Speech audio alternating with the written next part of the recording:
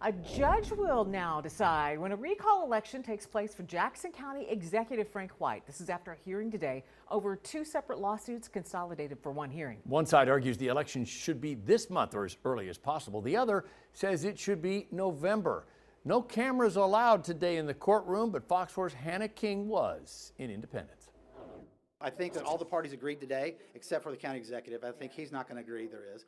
But I think one thing we walked out of knowing that there is going to be an election. Different perspectives and arguments surround when a recall election of Jackson County's executive Frank White Jr. should take place if it were set to happen. My clients, the citizens, are lockstep with the Jackson County legislature that it should be as soon as possible. Friday, evidence was presented and testimony given from a Jackson County resident and a longtime member of the Jackson County Election Board, both with varying opinions on when they deemed to be fair for a recall election.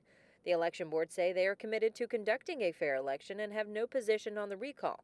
They also say compliant with law, the next election date this could happen is November 4th, citing not enough time is given for alerting and securing polling locations or finding an adequate amount of polling judges. Counsel for County Executive Frank White says the process should be fair. My taxes went up 341%. I want the man gone. Gone from the county. Our people can't handle this. He has to go. The sooner the better.